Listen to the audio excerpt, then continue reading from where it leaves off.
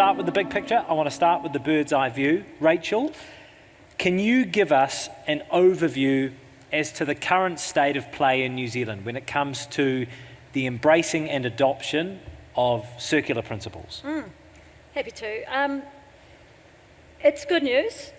The adoption rate has massively increased. If you look at the real fundamentals of the circular economy, lots more businesses do it, like tens and thousands of businesses are doing it now, which is a massive shift, but they're at the early stages. So the big innovation stuff, the numbers are still smaller, but they're really cool. There's so many, like X-Frames is a Kiwi guy in Wellington who started that business, and now look where it is. It's on this stage being talked about. It's fantastic.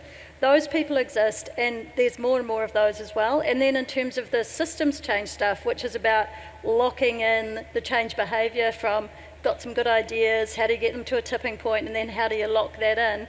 That's going well. What's a little tricky now is knowing whether this government is going to use its policy levers and its investment levers to make the circular economy actually a real thing here in this country. We may have to wait a few years for that. 75 seconds it took to get onto politics. I'm not surprised. We'll talk about that. I want to talk about the tension between the kind of momentum and the public coming from government, coming from public organisations versus the private sector in a moment. Can I ask you two, what is your sense, especially coming from an entrepreneurial side, what is your sense as to how New Zealand is embracing the principles of a circular economy? I think it follows policy a lot. And I think that's why when you've been in a corporate environment, you can understand how that policy is affecting there and how it's going to affect within the supply chain. I think within New Zealand, we don't necessarily have a lot of these corporates that are having that pressure put on them. So I feel like, while there is a lot of progress, we could be a lot faster, and we do have a lot of great resources here that could spark new innovations. Jayden? Yeah, I'd agree. I think, like any good movement, like ground up's working, the consumers are ready, or the users, or us humans are ready. Like the fact that people are now choosing to buy a reusable bottle over a single-use bottle, from our perspective, says that they are wanting those better options. And there's businesses like, Blunt Umbrellas that are repairing umbrellas now and getting returns. And I think as a society we're ready. It's just about that higher level up, kind of catching up and supporting that. Can I just build on that? I think one of the challenges though is that we've got the innovation coming through, Jack, but it's still harder to do the right thing. So even returning things, even getting things fixed, it's still harder to do the right thing. And we've got to make the infrastructure easier for the people like us who really care and want to do the right thing for people in the planet to be able to do that. At the moment we're geared for a linear economy, and that needs significant change. So who drives that? That stuff has to come from government. So policies that come down from corporates like the TCFD, the climate commitments that are being made all around the world, is filtering down into business here, which is brilliant. But then when we try and do the really genuinely interesting shifts, like the reusable economy that we're trying to get to, or the product of the service thing, you need systems nationally. You need to get investment in infrastructure for collection, for recycling, for returnability. All of those things have to be done. Most of that comes from a government. Sara, what do you see as being perhaps some of the biggest misconceptions or things that are holding us back when it comes to greater adoption? I felt talking to many different businesses, the smaller businesses didn't feel like they were part of that ESG reporting part, or maybe they were down the supply chain and they didn't feel that sustainable benefit from, say, the big brands that were then exporting the goods that they were belonging to. We've worked a lot in trying to simplify this and make the whole idea of the waste reporting, understanding what you're throwing away, being a lot easier to quantify, because in the end, these are the opportunities that will be able to kind of offset different seasons. If there's climate change, if there's flooding, what resources have they got throughout the season that they could monetize and connect to new innovations? You have to constantly be thinking your waste is actually a resource. As we move from linear to circular, different waste streams are going to be creating the new innovations of the future. So you have to understand, and we've tried as hard as we can using AI and blockchain technology to make that process as easy from all players of the supply chain. Jayden, what misconceptions do you think are at play? I need to be careful how I say this. We should all recycle as much as possible and keep doing that thing, but recycling it's not circular. A circle starts here and also ends there. When we put something in a recycling bin and it ends up over there, it's not a circle. We're a little bit impatient, as a company. Like we look at material development and how we can do so many things that are in our control better, and then we put them out there, and then people respond really positively. But if we're left with just recycling bins, like it's out of our control. It's if there's any businesses in the room that has packaging, like you try so hard, you spend more money on better materials and better packaging, but then it just has to go in this recycling bin, and who knows where that goes, to be honest. So we're actually there's actually a prototype in the foyer. Go have a play with it. It is a prototype. Try break it. But it's a blue bin. It's the colour of these because it was made from returned bottles. They will be black in a few months, but you can't put anything in it because we've had collection systems in the past for specific things, and we'd get like helmets and bananas and coffee cups, stuff that wasn't supposed to go in there. And that's the same with recycling. Contamination's a huge issue with it. So the prototype out there, you can't put anything in it. It's actually blocked and locked. But there's a barcode scanner on it. And anything that's supposed to be in there, you can scan the barcode, and then the light will go green, and then the door will unlock, and then you can put it in. And you can keep your bottles, just maybe go scan them. But if you don't want it, please return it to the bin. But then that allows us to get a clean stream back. It's upstream innovation. It allows us to then get products back to a wash facility where they can actually be cleaned and washed like a coffee cup in a cafe or the knives and forks in a restaurant, and then put back into the market. And we're giving businesses the opportunity to sign up to this. We're having like hand soap companies and personal care companies and skincare companies that are trying to do the right thing, but they're left with this option that's broken, and if the system's broken, we're not actually going to get too far. So we're trying to attack it from that system level.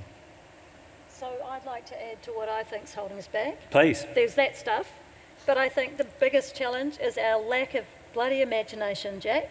I think so many of us have got used to this current system. All we're trying to do is make the current system slightly better than what it was, instead of going, imagine if you could do these things so they're fairer, more accessible, and I've got a good business out of it. I think that's the level of thinking we need to get to, because we need to dream differently. At the moment, we're stuck in a kind of a binary place where we're like, well, if we do that, well, we can't do this. But what you're saying is we can have it all.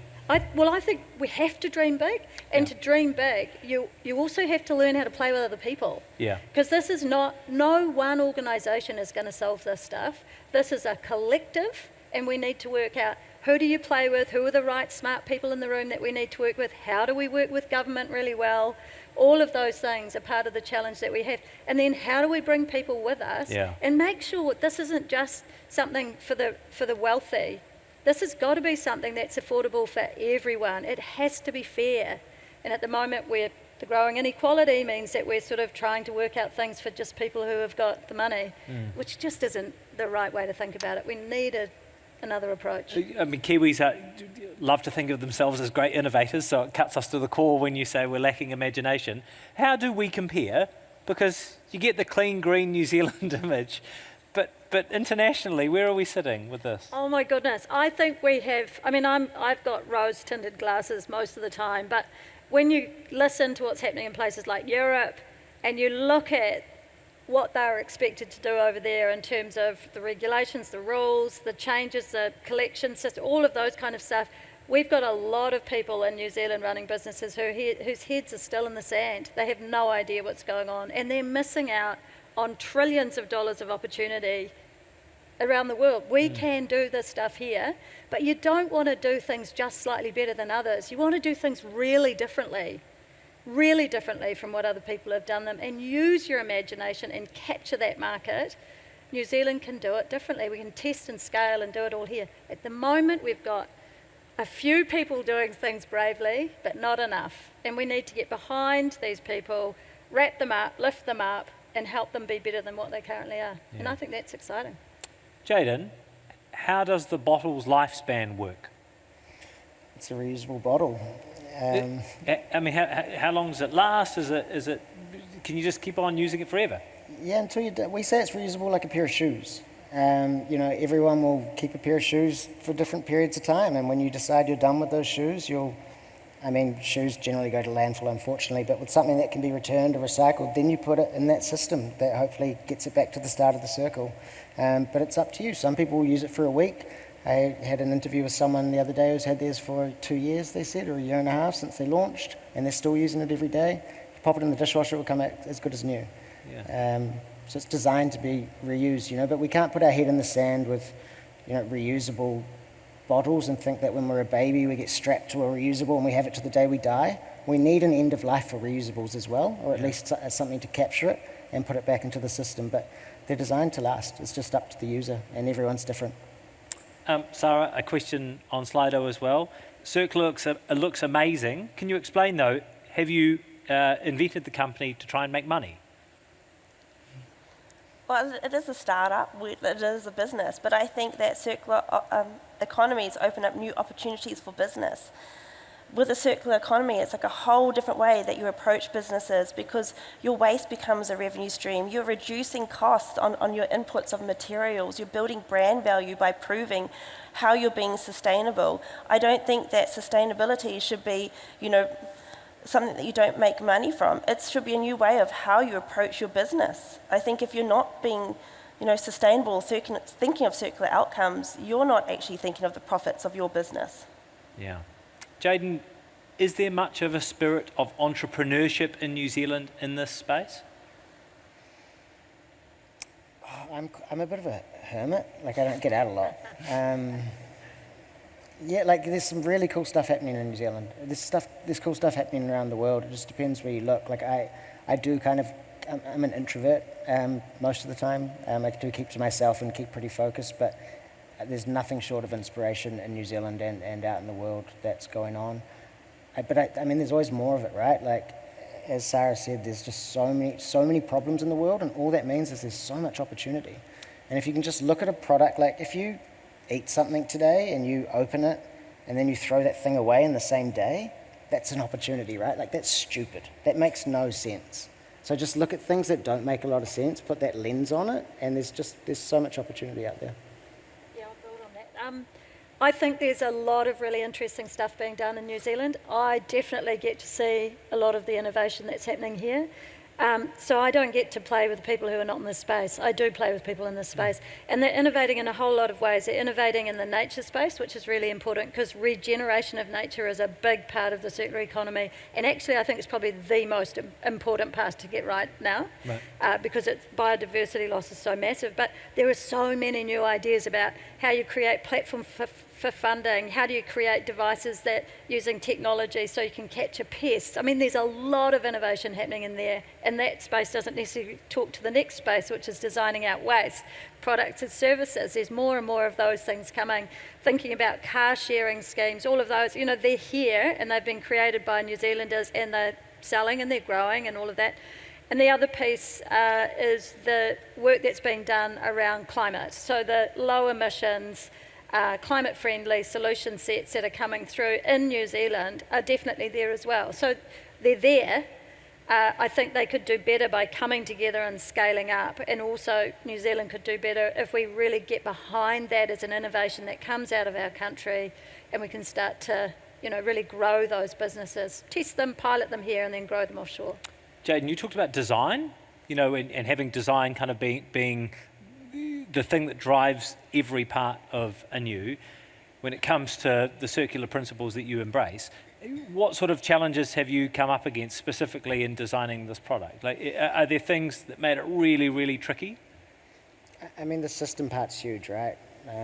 We thought we were just going to have to develop a better product, but you actually have to take the whole system approach. So if you look at, plastic's a good place to start.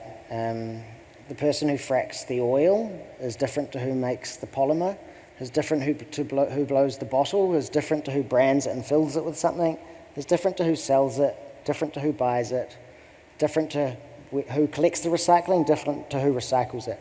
So you can't design a system when everyone's so separate. If you've got a business and no one's talking to each other, you're not going to last very long. So for us, it was about designing a system, but knowing what's going to happen at this step, as well as all of these steps at this point, at the very start, and being able to design with that holistic view. That's how you get a circle. And that's what was really important for us, was taking that design thinking approach taking that circular design approach, and making sure everything actually works together. Because otherwise, if someone's making something at the start, and then someone's meant to catch that at the end and do something with it, it's never really going to work very well. Sara, can we pick up on that? With the ethos of forming networks between these different people in different spaces, different parts of the chain in Jayden's case, what's it like trying to build networks between organisations that perhaps didn't think they had anything in common? Well, I think that's exactly the problem. Like everything, there's so many processes throughout the supply chain. When you were designing, there's such a black hole around like those tier 3 resources. Like where are those resources coming from? When we go into a store and we buy a recycled top, like where's the recycling come from? Probably not from here. So, I think it's really important that, a big part of what we were doing is trying to make it easier for people, no matter where you were in the supply chain, to kind of say what you were doing with the different waste that you had. And in a way, like I designed this in a way because this is what I was needing when I was trying to create these circular components. And it was easier to collaborate and then understand what people were doing if they were just being transparent with what their waste streams were and where it was going. We were able to then identify what opportunities, what resources, like doing resource mapping within regions, so we knew where we could build infrastructure for local manufacturing. And it all comes from everyone playing that small part. Like your small part really does count in a circular economy because you don't know who is looking for those people in your supply chain. Dumb question then, Jayden. Why don't more companies do this?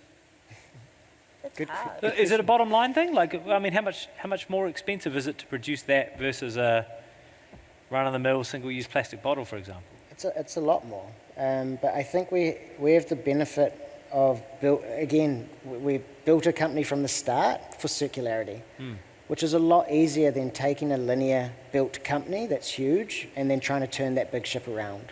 It can be done, but it's an overhaul. It's a complete overhaul. It's a different business model. It's a completely new way to look at it. So we're lucky that our intention from the start was to build for circularity and take product stewardship and take responsibility.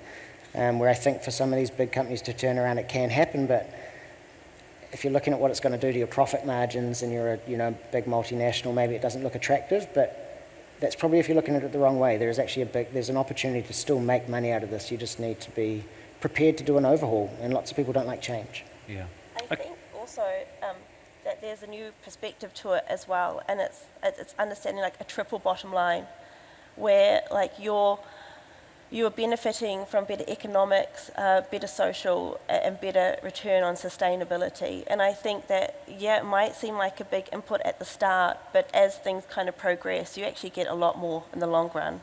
Yeah. Okay, Rachel, let's do the government versus private enterprise thing. How crucial is collaboration in that space in order to try and progress? I think it's circular principles? so critical, Jack. If you think about what a change model might look like, one of the first things you do is you identify a problem. Now, there's a lot of problems that we're identifying around climate, around biodiversity loss, around too much waste in our system. You identify the problem, you start looking at how you might solve that problem, who's doing some really cool things, how do you scale those things up, what's the tipping point. But the really important thing is to lock in the change, which is what we would call Horizon 3. That has to be done in partnership with the government. We did that with plastic bags, actually. So the private sector lead it. So companies like Woolies and people like that started to go, it was Countdown actually, we won't do plastic bags anymore, and we'll start encouraging our customers to go away from it. So they demonstrate it's possible, and while that happens, the government comes swooping in behind and goes, here is the rules and regulations banning plastic bags. It was our idea. Yeah. Well, yeah. But, I mean, it doesn't bloody matter if they claim it as their idea. The thing is, it's changed. And so if we can use that as an example of change, it's really important that the sectors play together. Frustrating, feels really slow at times, but it's essential. That's a great example. Can you think of any other really pertinent examples where we could make a significant change super quickly that could be led by the private sector? Public transport would be one that I'd love to see. So if you think about, I'm a cyclist and that's my main mode of transport, I know you cycle too, Jack. We want this to be super safe. We want that to be prioritised over cars. It is a much cheaper mode of transport. It is much less polluting. If the government took that seriously and actually start to see the numbers, you could start going, actually there's enough numbers to start really investing in the right kind of infrastructure for our country to be able to cycle around safely. That would need government to get in behind and make sure it was funding the councils enough to make sure the infrastructure was funded so that it was safe. Guys, as founders of relatively young startups, what do you see government's role as being in this? Jayden? I think the UK is about to introduce a plastic tax, like virgin oil-based plastic, you pay 20% more. It makes sense, right? And then use that fund to build change and build different systems. I think the government really focused and supportive of big business in New Zealand. I think as a smaller business, we struggle to make big change at that government level. So we ended up just trying to do it on our own and work with other businesses and collaborating, and it seems to work a lot faster and better. So we're just going to probably stick to that for now. I think government plays a really big part in this. We've been really fortunate as a new startup to be able to travel over to the United Nations Climate Conference twice now to present, and that was through global governments picking us up as a decarbonisation platform to present, because they were looking at opportunities to fast-track the decarbonisation of their countries. Different policies were coming in that they needed, like supply chain transparency. We also see within Paris, like carbon taxes coming in, which means for companies within New Zealand, we actually almost need to be negative carbon before we actually get on a ship to head over there. And if the government's not seeing that as a big picture, you're going to be ruining so many of our export opportunities. How do you see new digital technologies as benefiting circular in the future, like blockchain and AI? It's that traceability tool, and also accountability throughout the supply chains. I think for us, it's about being able to create these incentives and rewards for people to measure and quantify what they're doing. I think quantify is really important, because what was lacking in the system was evidence-driven data. It was all estimates, or we were doing these carbon calculations that weren't necessarily picking up the actions of businesses that had been really sustainable. No matter how regenerative you were being, you were kind of put under an umbrella, under one industry. So being able to have that data and separate yourself as a business is really important. So I just wanted to talk about two other pieces of legislation which I think would be useful to have, and the business community would probably start to support it at scale quite quickly. One is product stewardship. That's the idea that you've made a product, you're responsible for it right to the end of its play. So you've got to know, if you've made this glass bottle, that you know what's happening with that and you're responsible right the way through. There are a lot of businesses in New Zealand trying to do that. They're trying to do a good job of it, but it's so much harder when it's not forced. So you'll be competing and paying for a return, a little bit like Jayden's business. He's paying for the cost of bringing that back himself, whereas his competitors who are doing linear, it's the community that's paying for the recycling. So their cost structure is much cheaper than Jayden's cost structure, and to make that work more fairly, you need a system that's going to support, the return properly. So can you do that with a regulatory change, You could force companies, like they have with tyres, force them to do product stewardship. So they own it with tyres, and there's a bunch of other things that the government's already put through in its product stewardship schemes. But the other one is right to repair. So that's more community-led. So that's people going, I bought this bloody fridge and it's broken down. I've only had it for 2 years. It's past its warranty. And now I want to fix it. And the person's told me it's cheaper to get a new one. That feels bad. And so that stuff is stuff that needs to come through from government, because that will change the way that businesses design things to be repaired, ensure they have repairable facilities in countries like ours. All of that system shifts when you have that through. That's harder to get through because New Zealand is an importer. A lot of the stuff that we have here is imported, so you'd have to use that as, I think, a government-led strategy that supports community. Thinking about your model with the H1, H2, H3, how quickly, or are there examples of businesses you can think of that have realised immediate financial benefits from going through this change? Yeah, lots of companies do. And the thing is, the fallacy out there is that it's going to be too hard, too expensive, and costly. Too costly. Just lost the other one. So they're not doing it. Yeah. And the truth is that once you get started, you use something like the Climate Action Toolbox and you get started on these things, you start to recognise a lot of businesses are extremely inefficient in the way that they're running themselves. Lots of companies don't like to admit it because it feels embarrassing to say we just discovered $45,000 a year of stuff that we used to throw into a landfill that we're no longer doing anymore. You know, that stuff can get companies on the go. And if you start making a saving, you save it in a budget and then you can recycle it back in to invest in another thing. That means that you can keep improving your business performance and sustainability. So there's a lot of businesses that are already starting to do that. A company that I really like, Jack, is a company called Mutu, and they've set up a platform to make it really easy for the construction sector to start to look at all the assets it's got sitting around and start using them more efficiently. Hicks Brothers has been doing it, and it's saved them something like $4,500 a month just by using its own staff more efficiently. And that's Mutu, and so Mutu's now gone out to more and more of the construction sector, but that same stuff could be used in Ministry of Education, the health sector, which is massively under-resourced, and start to just get efficiency drives running across all of it. They've probably got machines that go bing in cupboards that they forgot they even had because it's been lost by a supplier who's, whatever.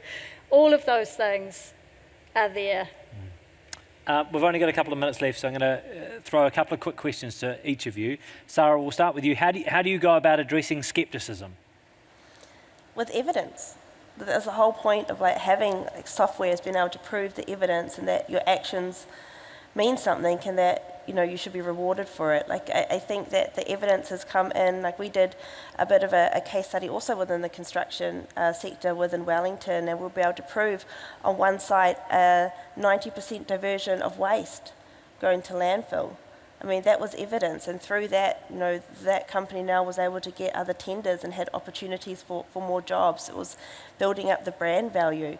I think, taking these steps to be more accurate, to measure, record what you're doing, it's actually all kind of building up the brand of yourself.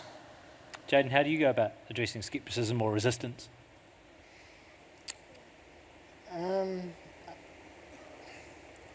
I don't know, you just keep going, right? I think if you're confident about where you see the future, I've been doing this for 12 years, I've got a lot of things wrong, I've gone down a lot of rabbit holes, that's why New Zealand's great, it's like a sandpit, you can build a castle, smash it down and start again.